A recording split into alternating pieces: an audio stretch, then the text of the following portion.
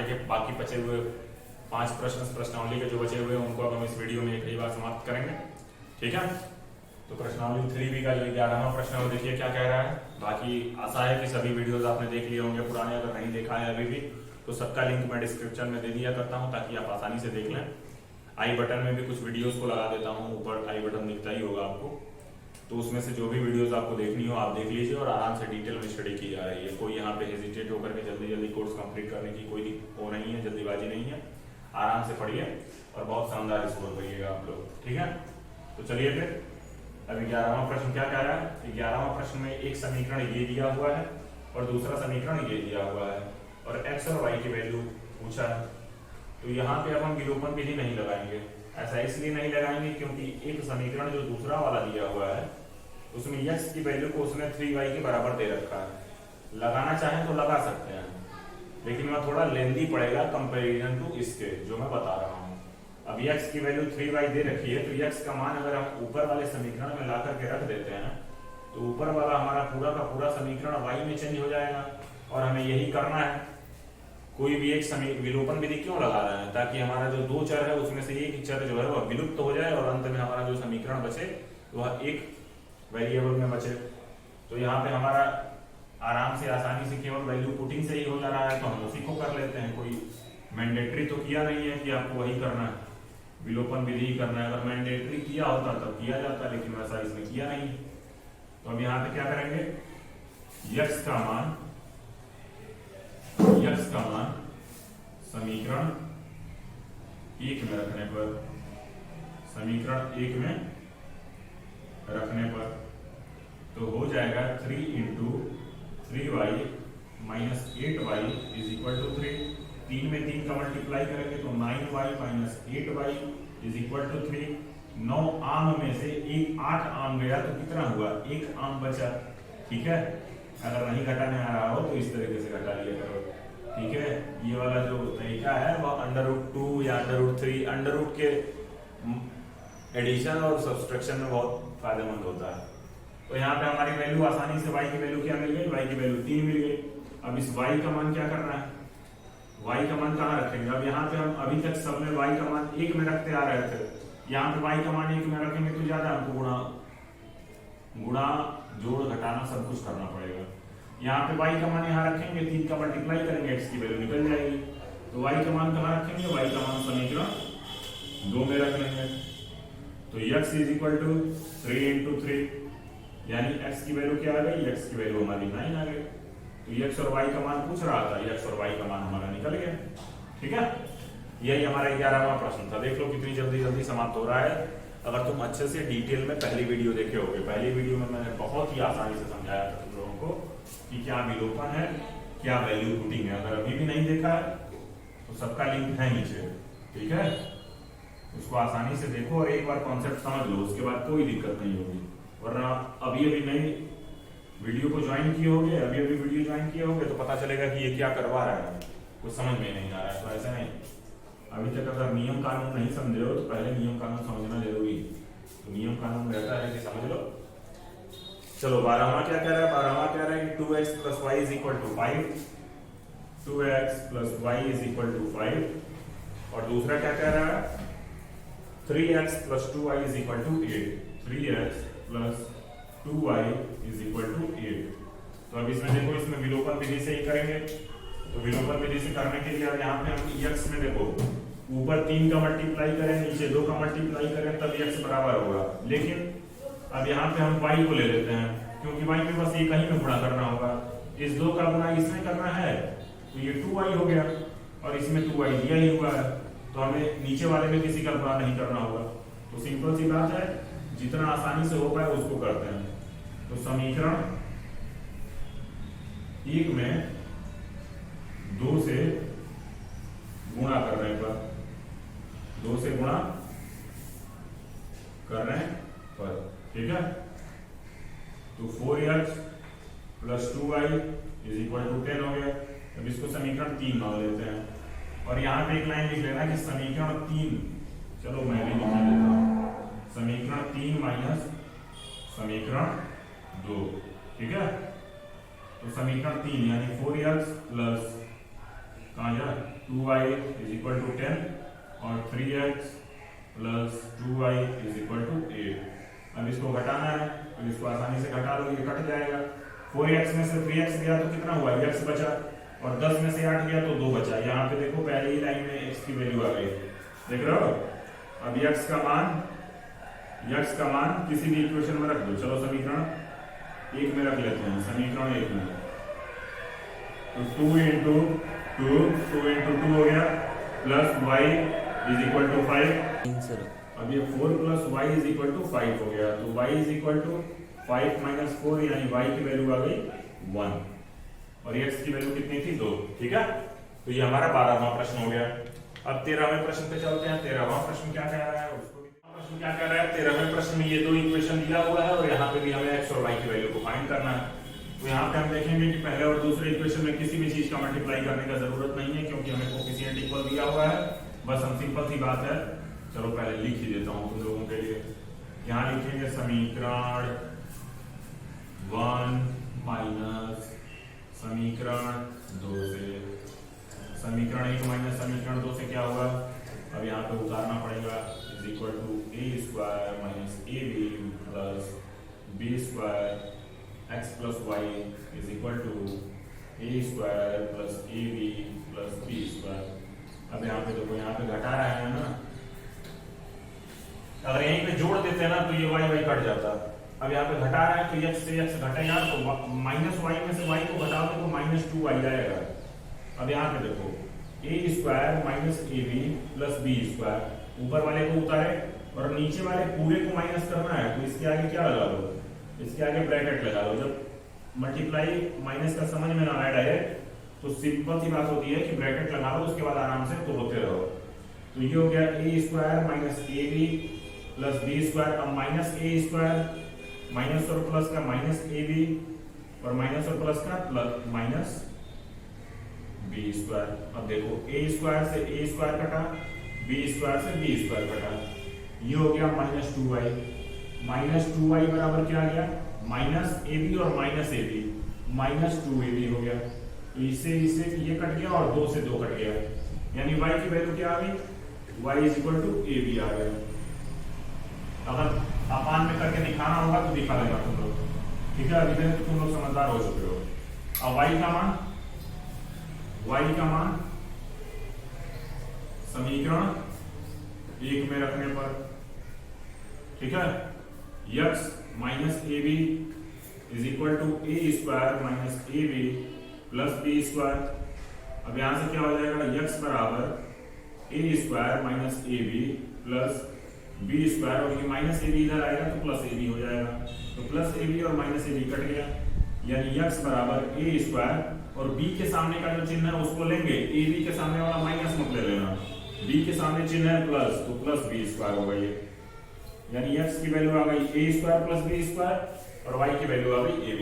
ठीक है, इसमें कोई, मुझे नहीं लगता कि कोई ऐसी लाइन है जो तुम लोगों को अब नहीं समझ में आएगी। समझ में आया? चलो अब इसके बाद क्या करते हैं, इसके बाद 14वां प्रश्न देख लेते हैं।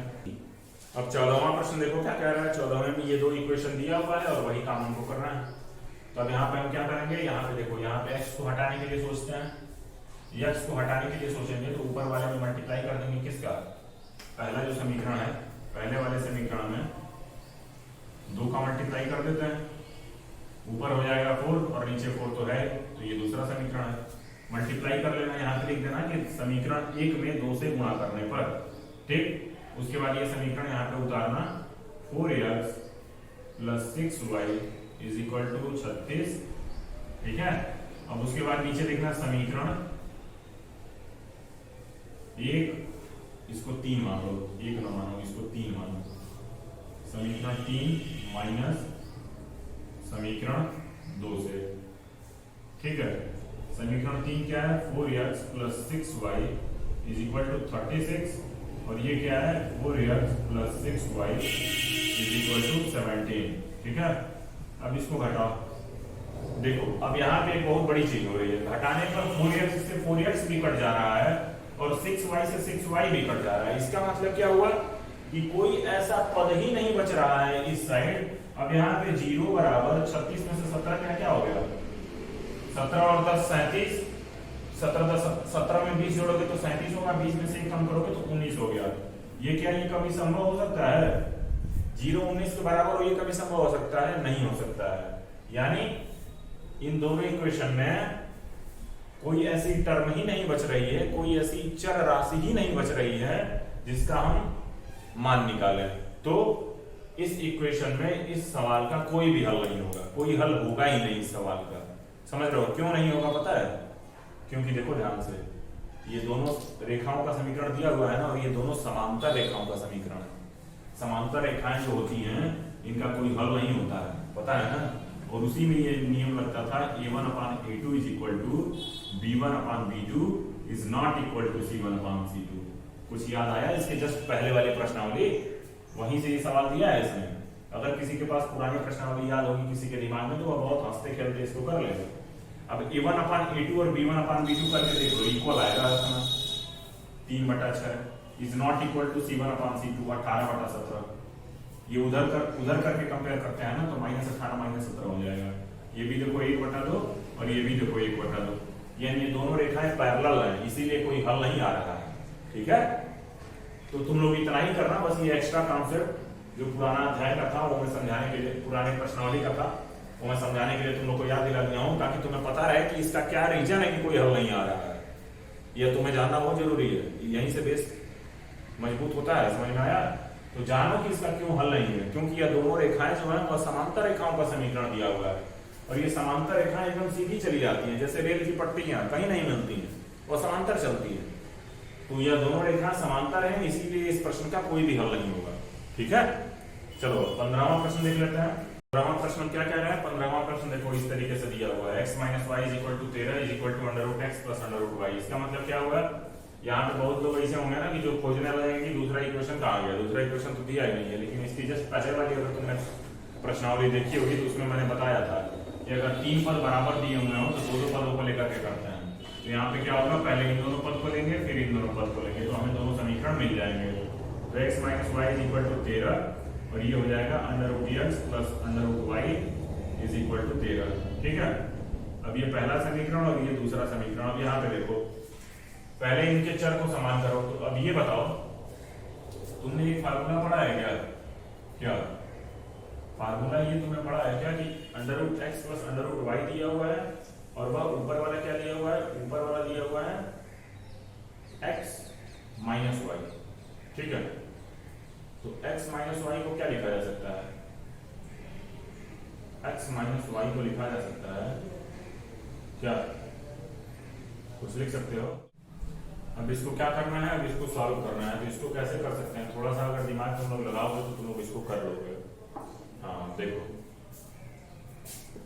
इसको कैसे देखना है। देखो पढ़े हो, एक फार्मूला होता है क्या, a² - b² = a + b और इंटू a - b, ये एक फार्मूला होता है। तो अब इसमें देखो, इसमें क्या करना है? x - y दिया हुआ है ना, तो अगर x - y को हम क्या ऐसे लिख सकते हैं क्या, √x + √y into √x - √y। देखो इसको ऐसे लिख सकते हैं क्या, x - y को देखो लिख सकते हैं, कैसे लिख सकते हैं? देखो a + b a + b a - b a - b। अब a स्क्वायर करोगे यानी √x का स्क्वायर करोगे, तो मैंने पिछली वीडियो में बता रखा है x आ जाएगा। √y का स्क्वायर करोगे तो क्या हो जाएगा? ये y आ जाएगा, और वही मैंने यहाँ पे लिख दिया है x - y। तो अब देखो, अब इसका फायदा क्या होगा? देखो यहाँ पे इस तरीके से लिखने से बहुत बड़ा फायदा हो जाएगा। जो इतना बड़ा अगर नॉर्मल तरीके से करोगे ना तो बहुत लेंदी हो जाएगा। ये भी नॉर्मल तरीका है, कोई नॉर्मल तरीका थोड़ी। अब इसको देखो, √x - √y into √x + √y = 13 हो गया। अब इसी को मैं कर रहा हूँ। अब √x + √y की वैल्यू 13 दे रखी है, देख रहे हो? तो √x - √y इंटू 13 = 13 हो गया। 13 से 13 कट गया, यानी √x - √y = 1 है। ये हमारा समीकरण क्या हो गया, ये हमारा समीकरण 3 हो गया, जो किसकी सहायता से आया, समीकरण 1 की सहायता से आया। ठीक है, अब देखो, अब यहाँ पे समीकरण 3 माइनस समीकरण 2 से, समीकरण 3 क्या है, under root x minus under root y is equal to 1, under root x plus under root y is equal to 13। अब इन दोनों को मैं जोड़ूंगा, इस बार क्यों जोड़ूंगा, इस बार इसलिए जोड़ूंगा क्योंकि ये कट जाएगा, देखो ध्यान से। अब ये हो जाएगा 2 अंडर रूट एक्स, मैं इसके पहले बोला था ना आम धन आम बराबर 2 आम, तो वही देखो एक आम धन एक आम बराबर 2 आम। अब इसको जोड़े हो तो 1 में 13 जोड़ोगे तो क्या आएगा, 14 आ जाएगा। ठीक है, अब इसको मैं मिटा दे रहा हूं, इतना तो तुम लोग समझ गए होगे, इसको लिख लोगे। ठीक है, अब देखो 2 अंडर रूट एक्स बराबर 14 है, तो अंडर रूट एक्स बराबर 14 बटा 2 यानी 7 है। अब देखो वैल्यू तो एक्स की पूछी है ना, तो इसको वर्ग करने पर क्या होगा, वर्ग करने पर अंडर रूट एक्स का वर्ग करो और 7 का वर्ग करो, तो अंडर रूट एक्स का वर्ग करोगे तो एक्स आ जाएगा और ये वैल्यू आ जाएगी 14, और 14 नहीं 49, 7 का वर्ग 49 होता है। और एक्स की वैल्यू को इसमें ला करके रख लो, एक्स का मान समीकरण 2 में मत रखना, रख भी सकते हो वरना इस बार करने में समय लगेगा फालतू का, मान समीकरण 1 में रखने पर। ठीक है, तो 49 minus y is equal to 13, तो 49 minus 13 is equal to y हुआ, 13 को इधर लेकर के गए, वाई को इधर लेकर के आए, तो वाई की वैल्यू क्या आ गई, वाई इज इक्वल टू कितना हो गया, 36 होगा मेरे ख्याल से। ठीक है, तो वाई का मान हमारा क्या आ गया, वाई का मान 36 आ गया और एक्स का मान 49 आ गया। ठीक है, बस यही एक कॉन्सेप्ट था जो मैंने यहाँ पे बताया कि a square minus b square is equal to एक ब्रैकेट में ए प्लस बी और एक ब्रैकेट में ए माइनस बी। तो अब इस तरीके से हमारी प्रश्नावली 3 भी जो है वो समाप्त होती है। अब प्रश्नावली 3C जो है वो एक अलग नियम पर आधारित है, जो है विलोपन के बाद प्रतिस्थापन विधि। तो प्रतिस्थापन विधि को हम अगली प्रश्नावली में देखेंगे और उसके सवालों को हल करेंगे। ठीक है, तब तक पुराने वीडियोस को देखो, अभी तक का कोर्स जितनी जो तुमने दोहराया है, जो तुमने कर लिया है उसको दोहराते रहो, और बाकी कोई भी दिक्कत हो तो नीचे कमेंट बॉक्स खुला ही हुआ है, कमेंट बॉक्स में कमेंट करो, सभी प्रकार की सहायताएं तुम्हारी की जाएंगी। ठीक है, तो चलो फिर मिलते हैं तब अगले वीडियो में, चलो फिर थैंक यू।